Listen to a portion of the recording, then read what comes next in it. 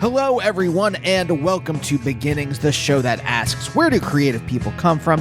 My name is Andy. I'm the host of the show and a writer and performer based in Los Angeles, California. How is everyone doing? I know I'm always dystopia this and dystopia that in these intros. Trying to have some kind of sunnier outlook. I will say reality is making it very difficult.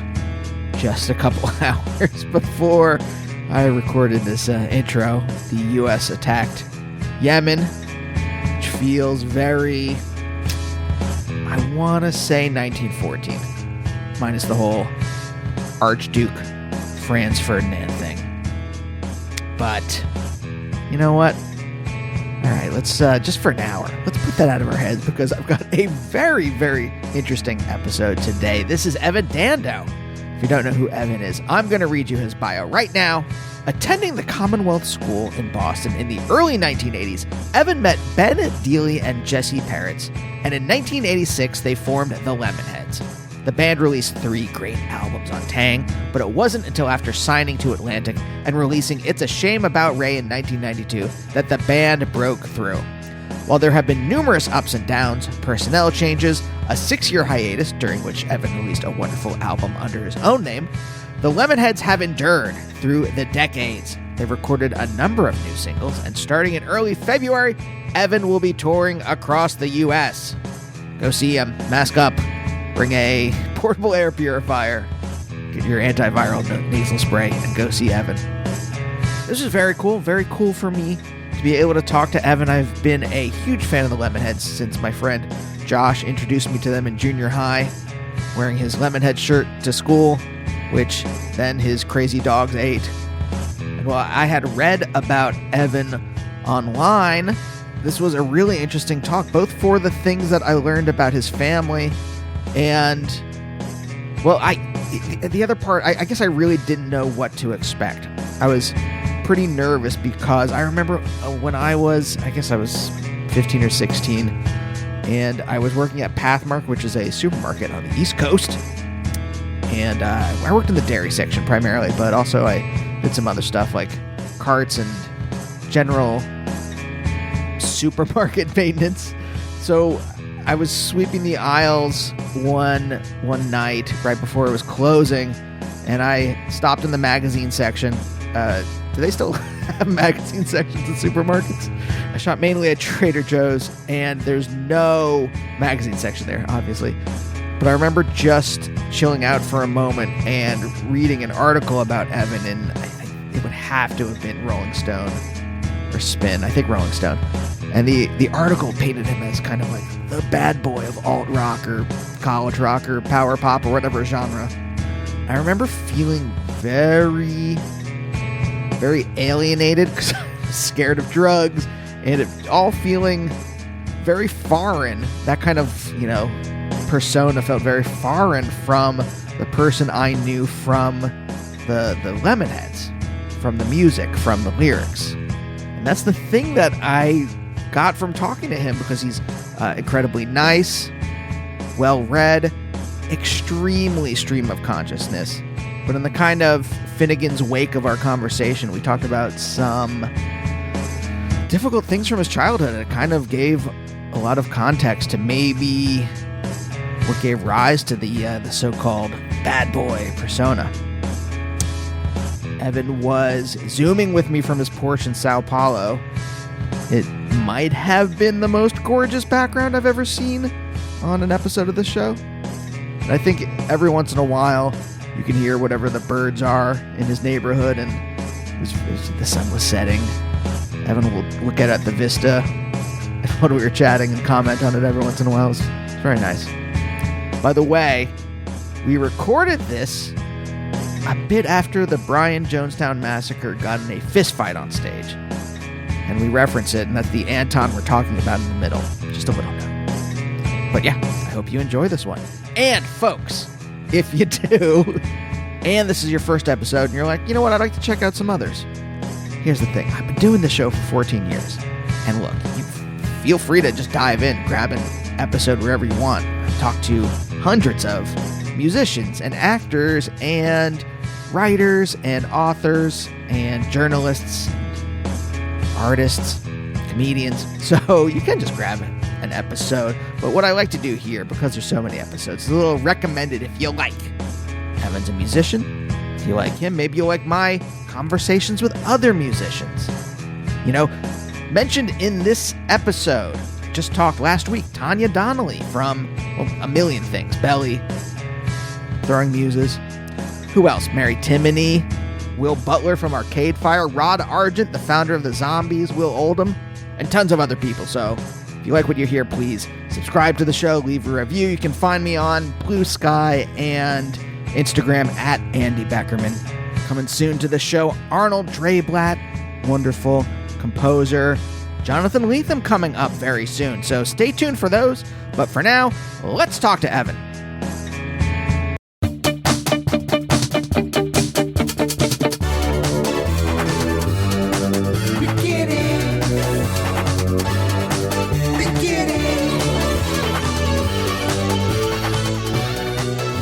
Evan, what have you been told about anything about the show, or were you just told to like show up? No, I was told it was very general, and you're the sergeant.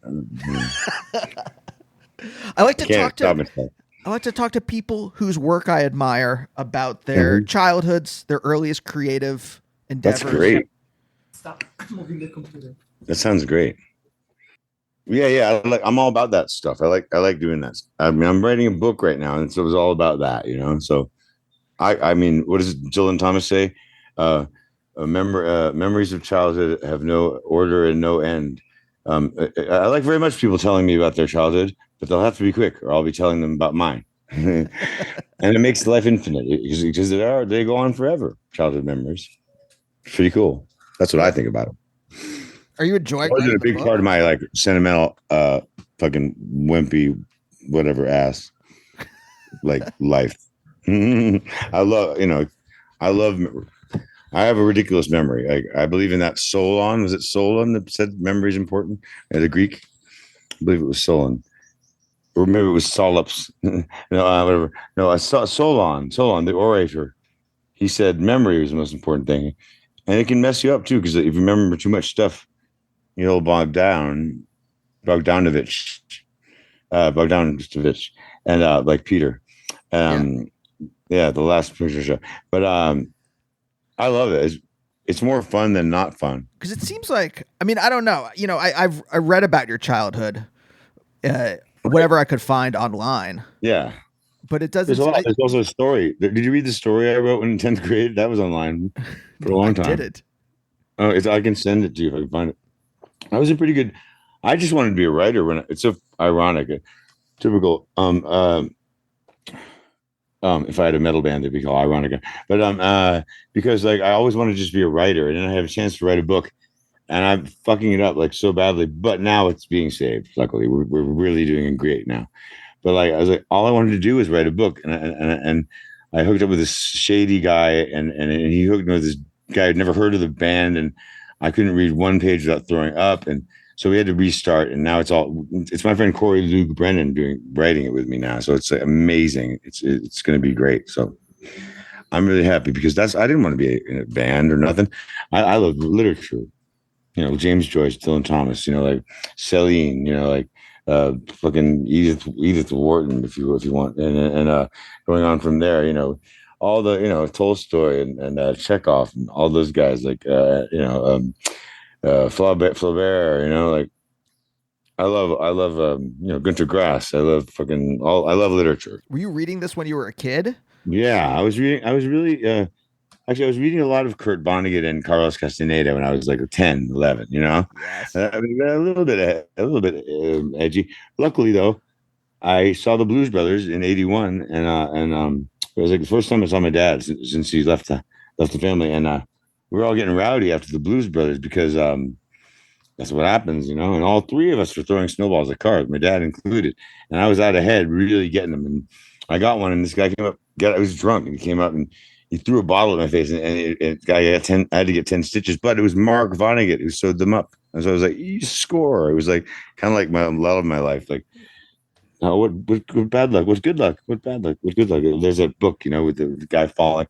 Oh, a guy fall out of an airplane. What bad luck? He has a parachute. What good luck? He's falling into hay. What good luck? Oh no, there's a big like fucking thing sticking up in that. Pitchfork. It's really good. Wait, did you tell? So that's Kurt Vonnegut's brother, right? Did you tell him? Yeah, Mark Vonnegut. Yeah, of course I did. Yeah. I went crazy. I was like so excited. Mark Vonnegut. He was working just in the emergency ward. And then he was married to a friend of mine's mother, who died. And but I saw her once, and she touched my scar without knowing anything. She was like that. It's really wild. I remember Kurt Vonnegut when I was in high school. Like specifically, I started with I think Welcome to the Monkey House. That was like the first thing I read of his. Well, I never read that one. Slaughterhouse-Five was my first one. It changed things for me. Kurt Vonnegut definitely changed things for me, for sure. Yeah, Killer Trout. Yeah, I mean, it's kind of like I went back and read it again. It's good. And so it goes, it sounds a little more trite than it did when you were 10, 11, but, and a little more like world weary and kind of like hackneyed sort of way. A hackneyed cab driver, of course. No, but you know what I mean? Like, but it's great shit, I like it better than the motorcycles, whatever the guy, Zen and the Art of Motorcycle Man, and that other one, which are okay too. What was the other one? Yeah, there's that other one that's just like that same time. Something like Brock and Picasso. Like these two books were like Brock and Picasso. Boom, boom. Zen and the Art of Motorcycle Maintenance. And I know what without knowing what the title, I know what you're talking about. We'll come up with it. There was two. Something Guide to the Galaxy. Something Hitchhiker's Guide to the Galaxy. Douglas Adams. Yeah. Those are the two books. Yeah, they were like so one thing for me, but they're not quite up to Vonnegut's snuff, which is not. They're good though. They're a different kind of thing, I guess. I was really serious when I was younger, though. So it was like it was like Flipper, James Joyce, stuff like that. I was pretty serious. Black Flag and Minor Threat. Yes. Angry Samoans. It wasn't serious, but it was serious in its own way. No, that's those are like you're describing kind of like. I mean, I'm a little younger than you, but where the exact same things that you're going through. In like the early 80s or whatever, like I'm also then like 10 years later like reading these things, listening to Black Flag. The thing about books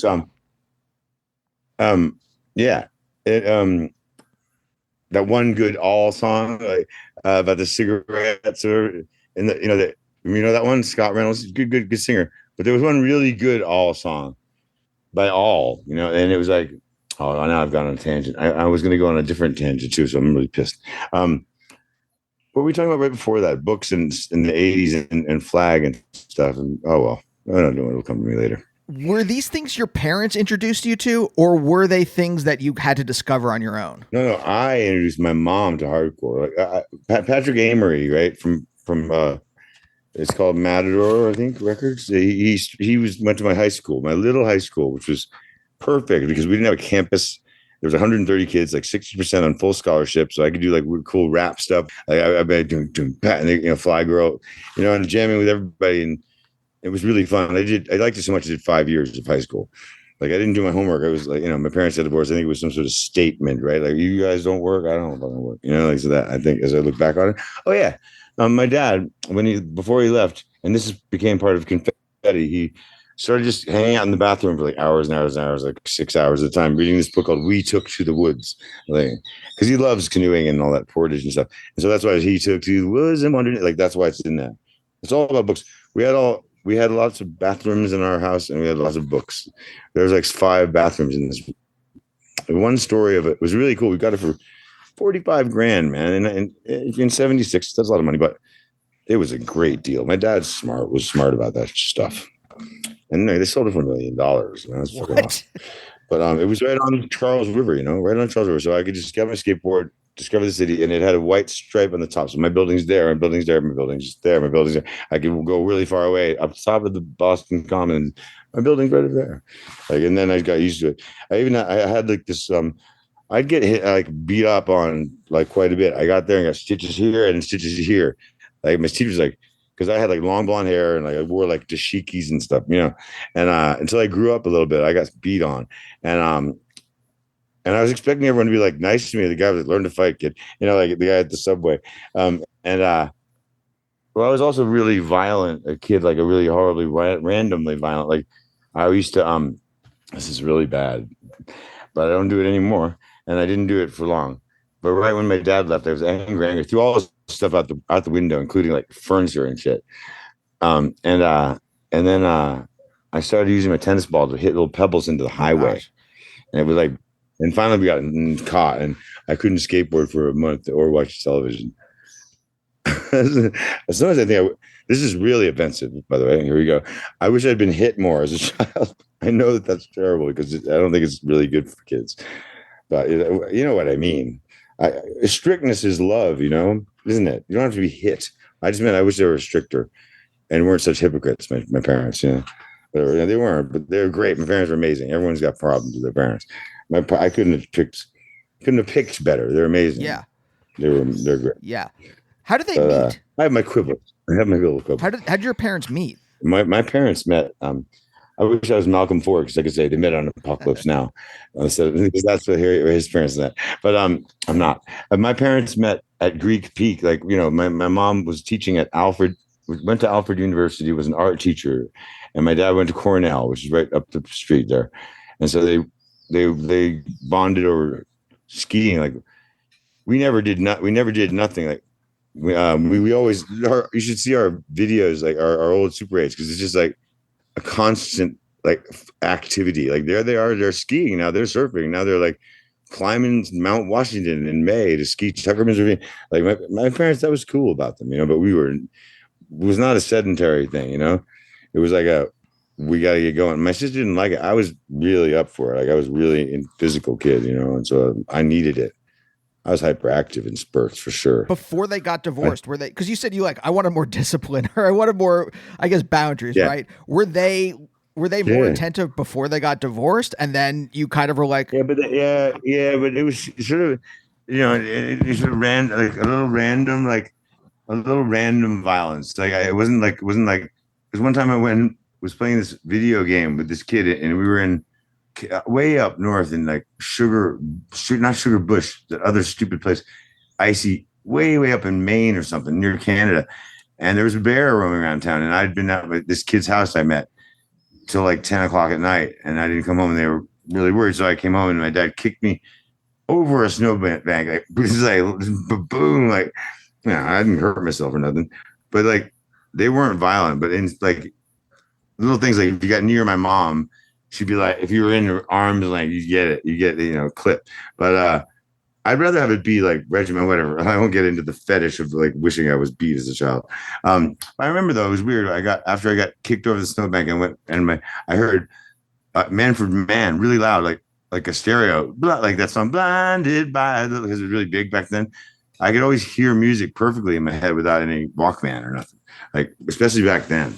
When you say that, like your dad, there are different, like, people were more, I remember I got spanked when I was a little kid, and then that seems okay to me somehow. Like the old thing my Judge Heffernan used to say, my sister's best friend, they got in a lot of trouble for beating people up, by the way. But he was a judge too. And so it was like big on the front. I used, when the body hurts, the mind learns. Kind of true. It's, yeah. But it's true. It was a lot more. It's a loving gesture, I think.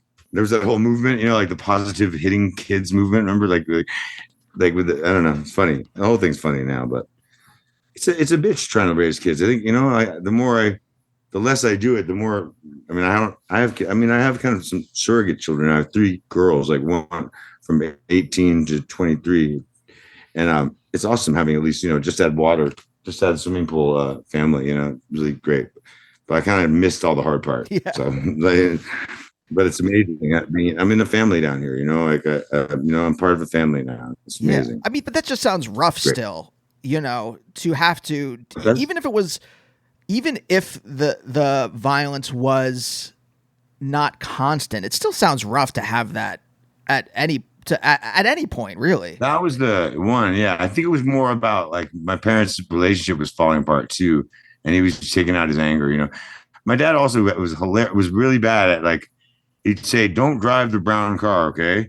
And not saying he disconnected the fuel like thing. And so my sister drove it and it exploded. And she was fine. She grabbed her Edie Sedgwick book even, but like it was burnt. Like the thing went boom, like, and they got out just in time.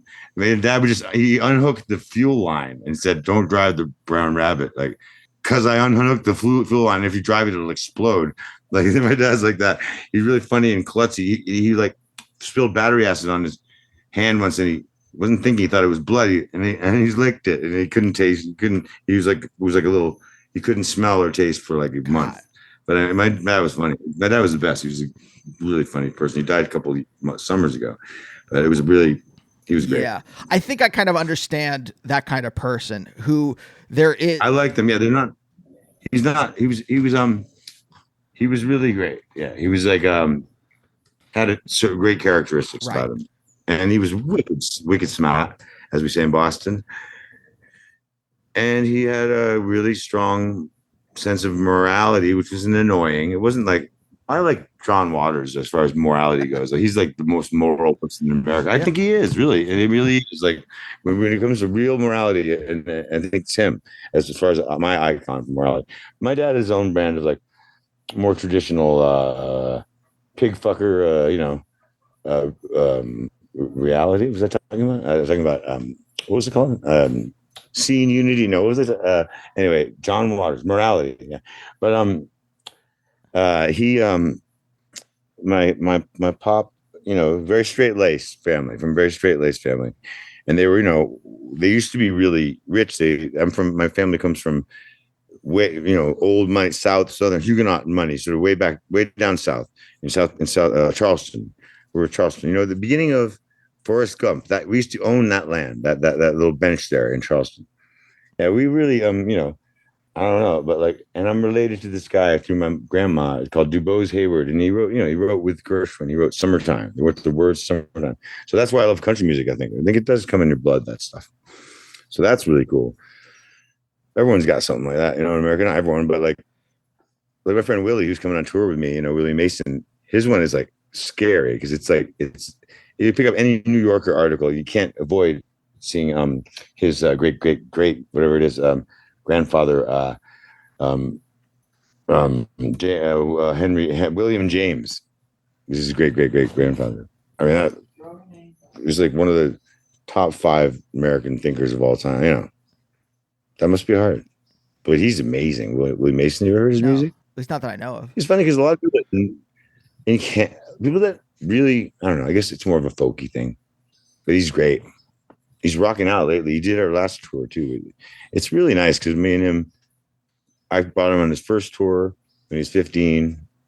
It's cool. Continuum. Does that stuff haunt you at all? Like when you find out about this, like you have this person in your past that's done these things, or do you think it's like something that propels you or pushes you? Definitely. I mean, oh no, it definitely is scary to think like my blood has that Viking on both sides really is my family. So it's like, yeah, I have that in me. Like I have that desire to kill people in warm places, not desire, need to kill and enslave people that are south of me.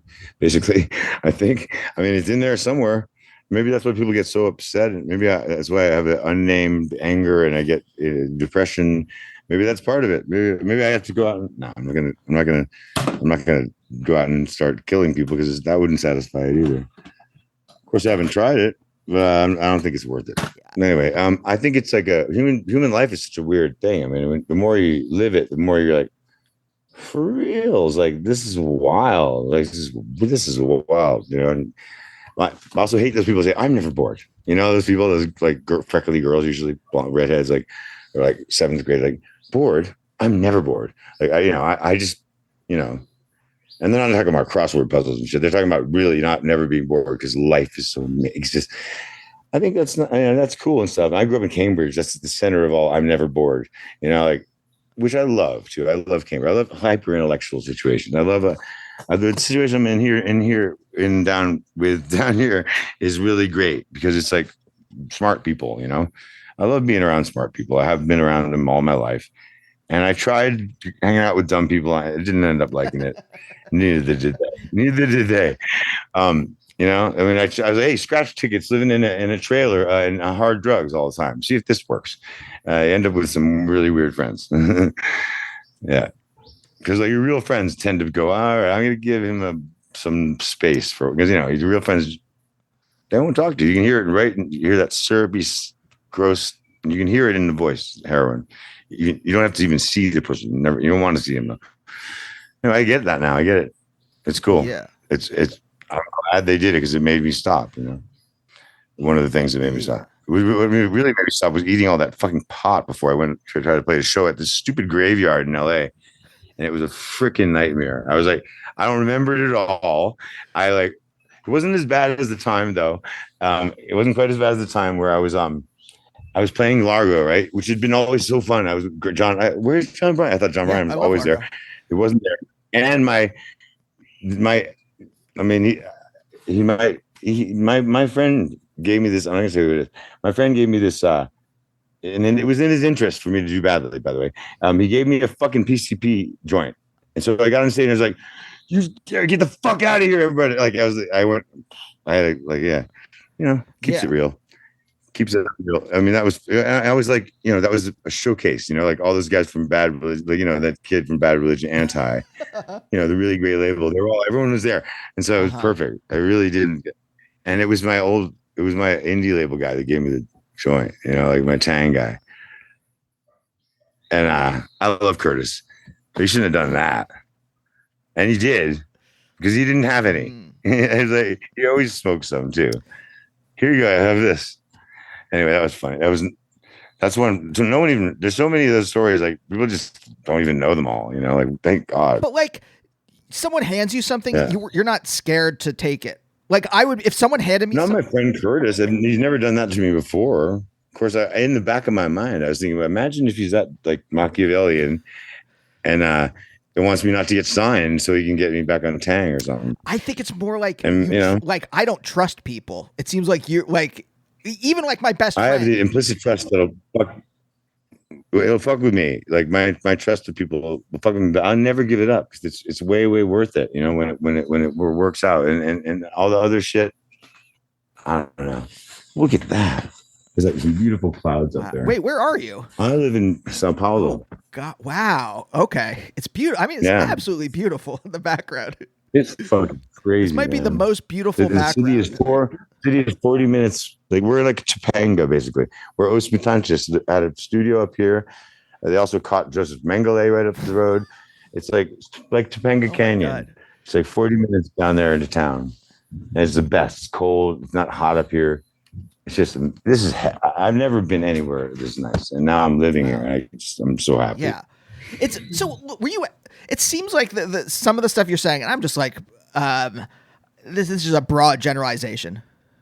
But like, it seems like you were like searching for some place where you belonged. It seemed. Yeah, for sure. Yep, I was. I always have my whole life been, and I had an Australian phase, which was fun, and then I was like milking it, trying to. I was over, but I would still go over here, and it got hooked on smack, and I love the people I was hanging out with. And then John Nolan, he died, and my friend Greg Fleet is this amazing comedian. It was fun, but it was just all about copying every day and getting high every day and running out just not in time and like getting it just in time and it's something to do, but it sure is boring.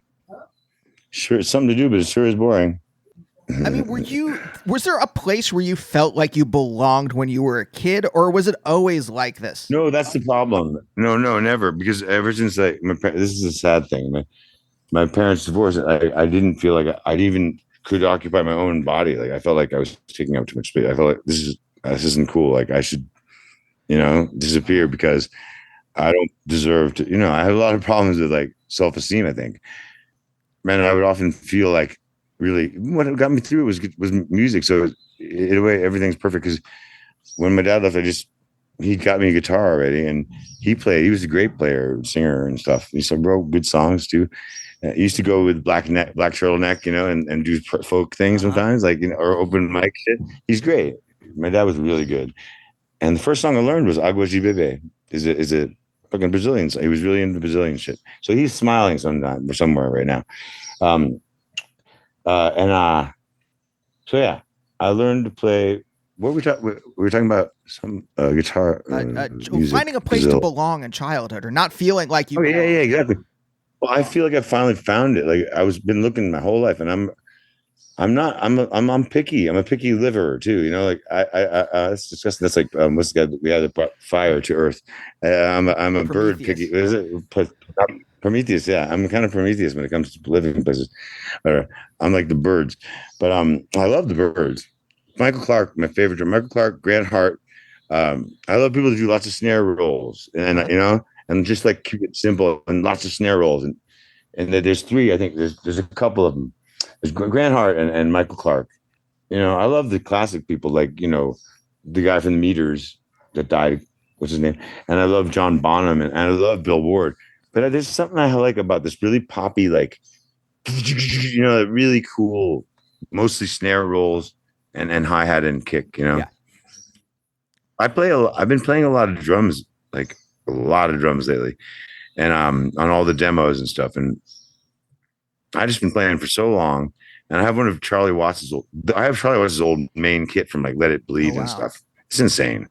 Yeah, and I have it, but it's in the vineyard now, so I got to send it back. Marlon said, "You can have it for a while, but send it back." Because and then Maskus got all on my case about it. I was like, "Dude, it's not Charlie's kit; it's Marlon's."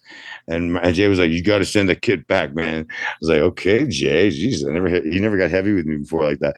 He was like, we were playing a show together. He was like, Evan, I'm thinking about it. I think you should really send that kit back to Charlie.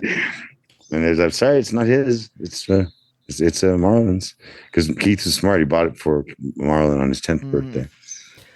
It's a kit. You've seen it. It's like gunmetal Gretsch. Like it was his favorite kit. I think it's on Let It Bleed. Let It Bleed. It's on some shit anyway. It's if you punch up the Montreux 72 rehearsals. That's the kit I have. Is there something that playing the drums does for you now? Like something it always did. I always wanted to be a drummer. My mom wouldn't let me have a drum set. I should have been a drummer, and I wish I'd been hit more. No, there's a theme here. No, but drumming gets your aggressions out. You don't have to go like vandalizing people. You know, like it would have been good for me. But my mom's like fear of, I don't know. She wanted tranquility. But like it's the opposite of the Misfits. It's a little like not cool because I remember the mom was like, at least I know where they are. They're downstairs making that horrible racket. Like they're not in the streets. They're doing their thing. I think a more loving thing would have been like, yeah, let's put some egg crates on. I don't know. I just met a lot of people at my high school who were like tended to be Jewish, funnily enough, but their parents were like, cool, like, well, let's make this work somehow. And they could yell at each other, and you still knew they love each other. Whereas it's like waspy people are sometimes they're like, they don't even like each other. It seems like to me, I don't know. It's like Jewish people. I don't want to like whatever generalize, but I really admire the way they tend to look at the big picture and are allowed to yell at each other and love each other at the end. It's not only Jews that do that, but I notice a lot of them that do. No, I'm Jewish. It is very like the two of the things from my childhood that I think about are like we were allowed to express anger and we were allowed to express love. Well, those are the two big things. See, that's important. That's so important. I mean, how many happy like white Anglo-Saxon Protestants? They aren't happy people. They just drink instead. That's my thing with her. She's like, don't drink every day. I was like, I'm a white Anglo-Saxon Protestant. What else do you want me to do? Like, be like normal and healthy? Like, it's like some sort of guilt or like, I don't know what it is. It's like, yeah, it's I don't know. They're self-destructive. A lot of them are. Anyway, enough race cards. See, wait, when you were growing up though, did you feel that around you? Because like to me, when I think of WASP, well, it was all Jewish people, mostly Jewish people. My friends, mostly Paul Stein, whose father was Maurice Stein, who was Blue Oyster Cult's mentor at Berkeley, and then Alex Starr, who is well, his grandfather was the best kosher butcher in Kiev, he said. But their family was amazing. I used to always be at their house. And then Ben Diley, also Jewish, their parents were in the Tootsie Roll like thing racket, grandparents. And they were like, and I lived there after high school. I didn't have anywhere to go. So they charged me $200 a month to live in the live in the partition, like in the living room. It got hairy sometimes. I ended up moving to the closet and put up all these pictures of Charles Manson, and there was no light in there. I was like, this is stupid. Like, I like to scare myself. Like, Americans seem to love to disgust themselves, like, more than anything else. Like, to gross themselves out by what what they make happen. I don't know. I tend to want to scare myself, but then I'm like scared, and so it's scary. But anyway, that was a funny period.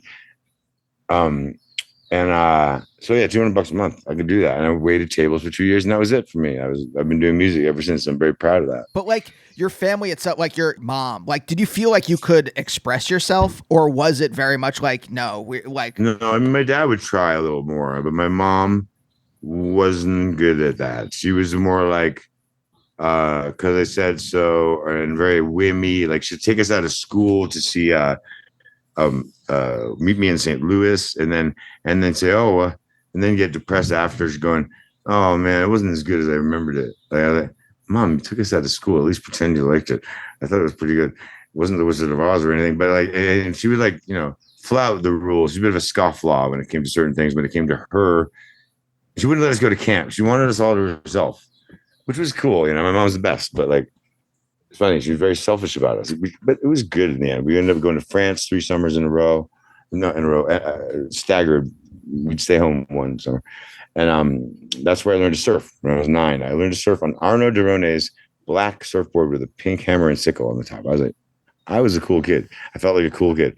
And all these topless girls on the beach. I was like, we lived in a chateau and stuff. It was just nuts. And all the food was from the area, the leathery milk, like not pastured. The food, man. France, Biarritz in 1976, 78, and 80. That set me up for wanting to do something with my life. Really, it was a good thing that they did, because it was like I wasn't going to settle for, Yeah. I don't think it was good for me. Motivational. I think it's good for kids to get around. And I think skiing is important for kids because they learn about the way things work. I mean, it's expensive as fuck, but there must be other ways. But I don't know. I think it should be stressed. I think it's very important. Physicality is very important as a kid. For me, it was everything. I loved it. You wouldn't maybe think that necessarily. Like people wouldn't maybe know that. But fishing, that's fishing, skiing, skateboarding. That's pretty much all I liked. I always need to get exercise. Yeah. I mean, it's interesting, and I don't want to go to the gym. I will never go to the gym. I got to do it somewhere. Me and Mascus decided that, like in 1990. Why go to the gym when you can go skiing or something? Do something. Play the drums. Do something. Don't fucking pointless activity, like horrible people all around you, fluorescent lights. Why bother? Matt, I must say, Jay Mascus was a big deal in my life because I loved his music so much. And then he was nice to me for some reason. I was like, fuck. I thought you were not like very sociable and stuff, but he really broke. He saw my ski ticket, and they were doing the wagon, and they were rehearsing for the wagon, and that they had that big band with Don Fleming and the Rummager, and Jay Spiegel and Murph. So they had 3 drum sets set up for Jay to fucking teach them both. And it was like, this isn't gonna last, but it was cool. So he invited me up to ski with them in Vermont. I was like, maybe I'm wrong, but that seems like a very un-Jay Mascus thing to do. Anyway, he did. So that was a big deal for me. And I was like, it was the beginning of the Gulf War. And I was like, and then I thought, oh my God, I feel like I'm going to find this guy a chick somehow. I have this feeling. And I did. I found this girl. I went out with it, brought her into the fold, and they always say, yeah, Evan was our matchmaker. So that's really cool. Like the way you describe your childhood, it really seems like you can't just boil it down to like, well, this part, like there are some people I talk to where like it was just not great, like period. But like it seems like you can't, there were good and bad parts of all this stuff. It was a wild fucking ride for me, man. It was like getting stuffed in the back of a fucking Land Rover down in Costa Rica. We go there every year because my dad's best friend lived there, and he was a nutcase. Like he'd wake up in the middle of the night, hitting the guardrail, like on a fucking cliff. He'd go, "Oh, better wake up," and he wouldn't phase him. Like, he was Uncle Nat. He's still alive. And so we always go to Costa Rica. I mean, chaotic. Maybe chaotic is the best way. They were surfers. We actually, yeah. No, when we were like 2 and 5, 3 and 5, my parents would leave us on the beach, and then just boom, they'd both go out surfing, and leave us on the beach. We were at 5 and 2. Back then, you did that, and if they saw someone fucking with us, they'd come back in. Yeah, I remember one time this guy called Froggy Doggy. He wasn't doing anything bad. His name was Froggy Doggy. But I just can't imagine that happening these days. But I guess it must. Like, yeah, right. You go to the beach with your 3-year-old and your 5-year-old, and they just both head out and hit the waves. I guess you can see them, but anyway, I'm just so glad I lived back then. Like we didn't have nothing. We didn't have to stay in the house, or we never had. It was really great. I mean, it was cool. And too much freedom is dangerous too. Because I was where all the riffraff in my high school, I was just around the corner. So we would all get drunk and start throwing water balloons at people from the roof, 10 stories. And my favorite thing was I would cast, this is my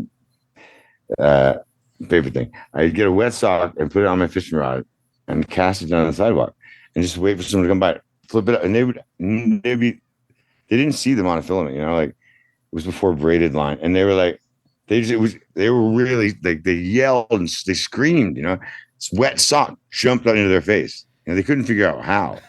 I love doing stuff like that. That was my thing. Wait, is that how you? And invariably, got stuck on the Goethe Institute flagpole.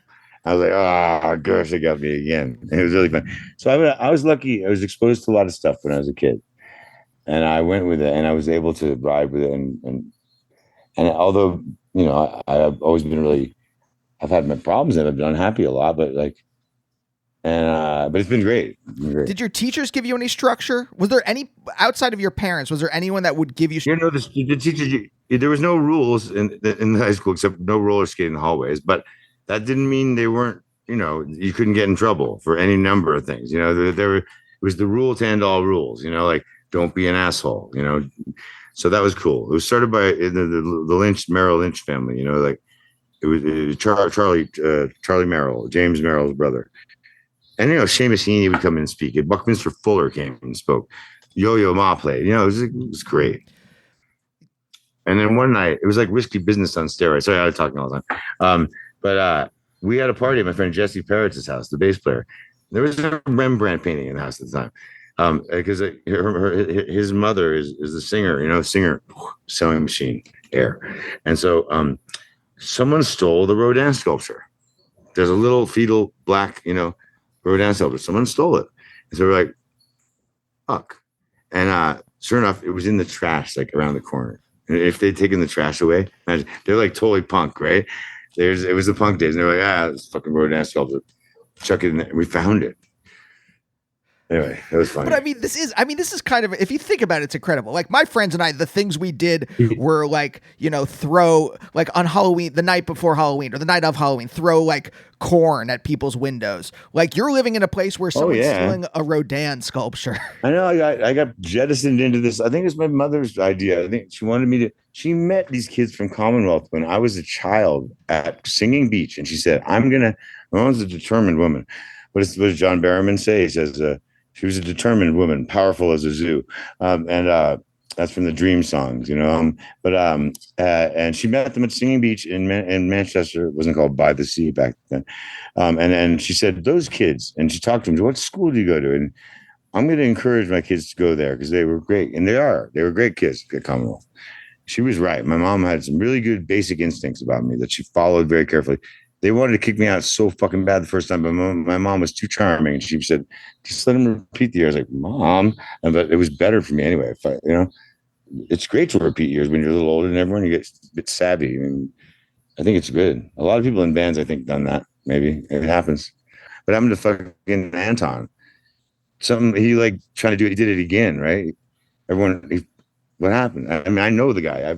I'll ask him eventually, but that's fucked up. I love Anton. I love that band. I think that I like that. That's real for me. Like the Butthole Surfers is real. I like the real shit. I like that.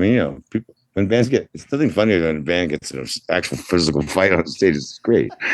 But are they gonna actually cancel the tour? I think that they are. I haven't. I don't know what happened after that fight. Me neither. But there seemed to be something. I think they were still pissed off. I don't know. Anton can be difficult, but I always like the guy.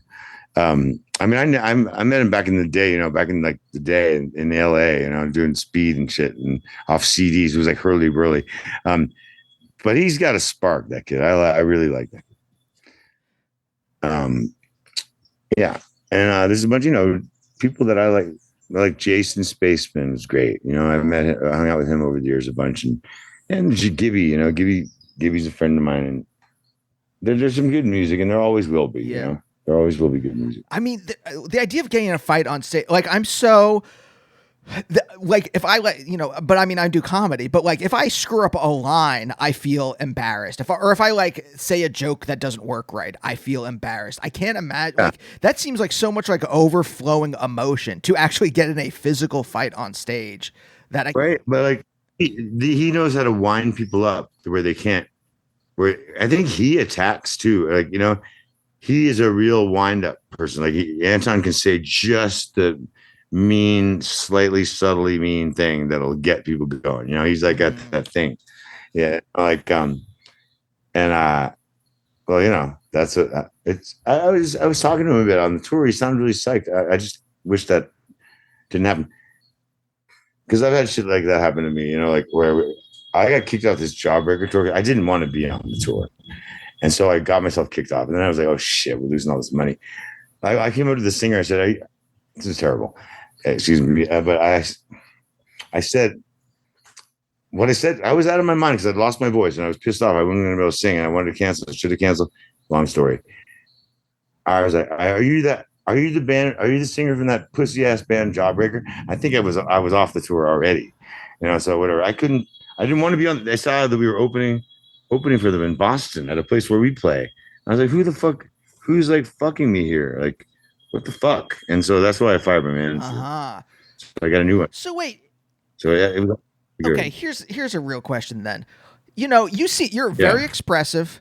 You're very expressive in your lyrics, right? If your parents are more buttoned down, where do you learn to be able to, you know, express your emotions at all, let alone, you know, in a public place? Yeah, like what is it called?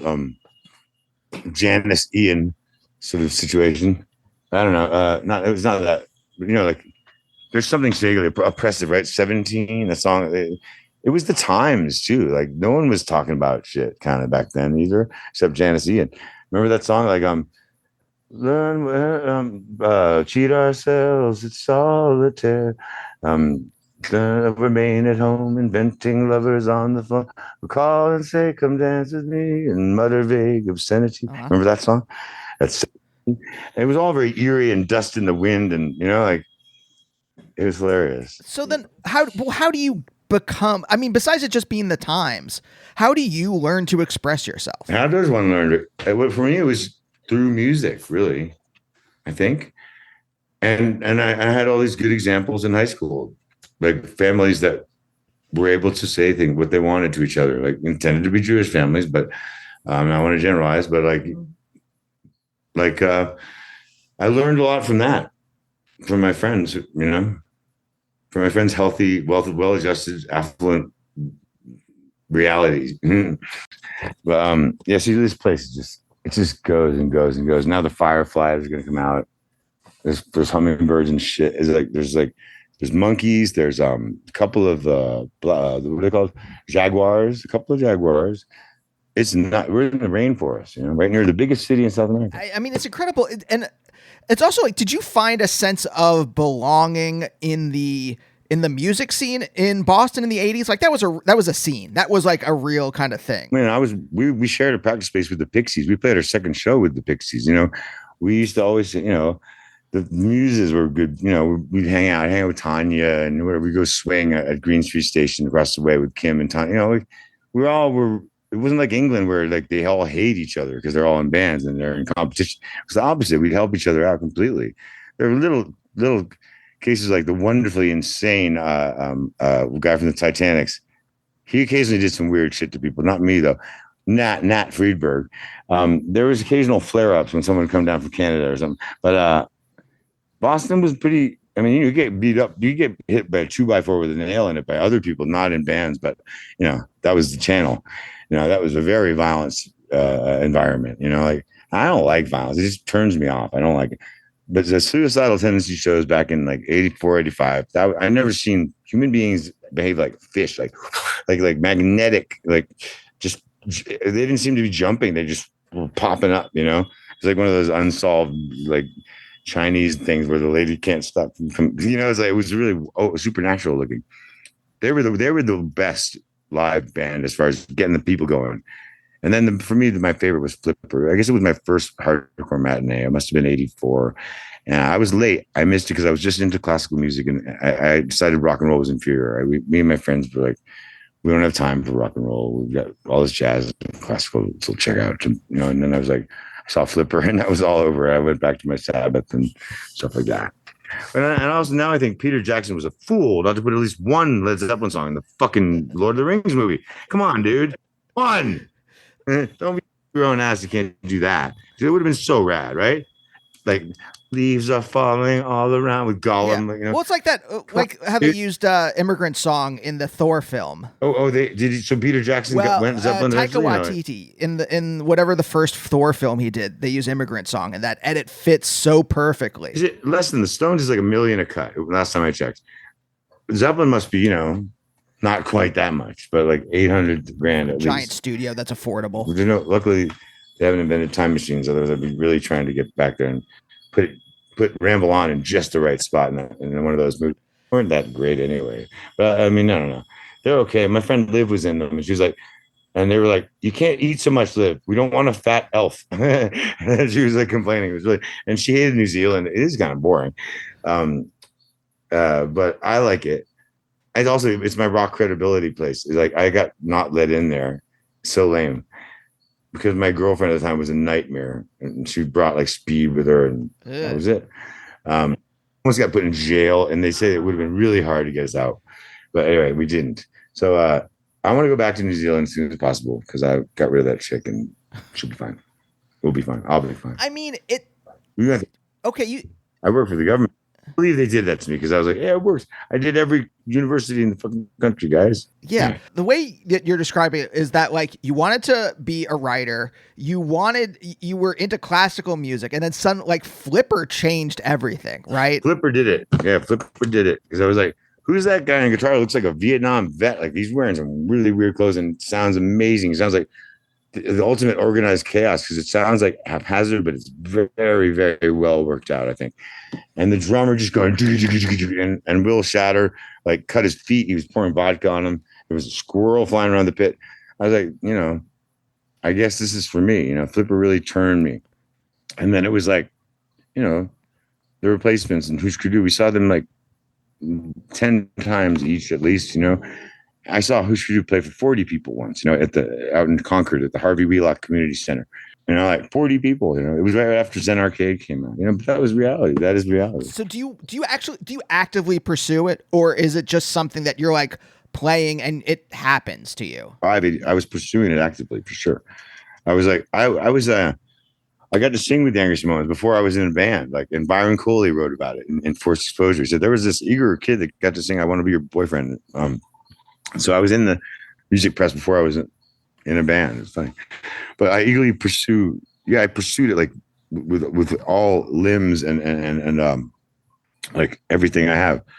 I devoured it. Like I was one of those kids also that I forget this sometimes, but I memorize everyone's percentages in the Red Sox. I had them all memorized, like 2/3. I have that kind of brain, which I don't tend to think I do, but I do. I remember now. But yeah, no, it's been like, I'm good at amusing myself, and I think that's an important thing to do. Did your parents want something for you, or or were they just like happy that you had found something you liked? I was atheist, and they didn't give a shit. They just like we gave birth to you so you could see that shit over there. See that mountain? They were like, good luck. You got to take it on your own, kiddo. They were like that, which was cool. We weren't allowed to go to Sunday school or nothing, no church, nothing. I'm surprised I'm not really religious because, isn't that the way it works? You go against your parents. I probably will end up being very religious. Who knows?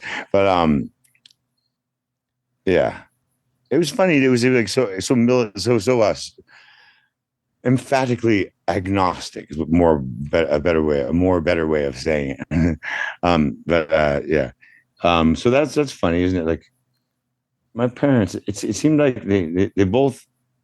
My mom had all the will, my dad was all the like, I'm gonna do this because I have to. Whatever. No, I get that. And my mom was not. Yeah, my mom didn't know she was like doing anything wrong. She says, and she thought my dad was happy, and turns out he wanted to like the old like subservient sort of woman. He didn't want the woman's lib woman. After all, he says that everyone liked Susan, my mom, and she liked him. So he's like, he just did the math. That all right, he always called himself a spectator in his own life, God, because he did really well. He's like one of the top 500 lawyers, top 500 state and corporate lawyers in America, and he was in that book Who's Who or whatever it's called. You Won't Find Me in Your Book of Who's Who's one of the best songs of all time. Who wrote that Stepping Stone song? Was it Lerner and Loeb and whatever? I think so. But anyway, that's a lot of information.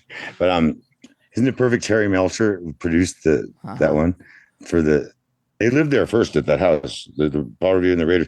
And my friends, the Robert Brothers, blew the gate up before anything bad happened. They like started the bad karma at that whole place.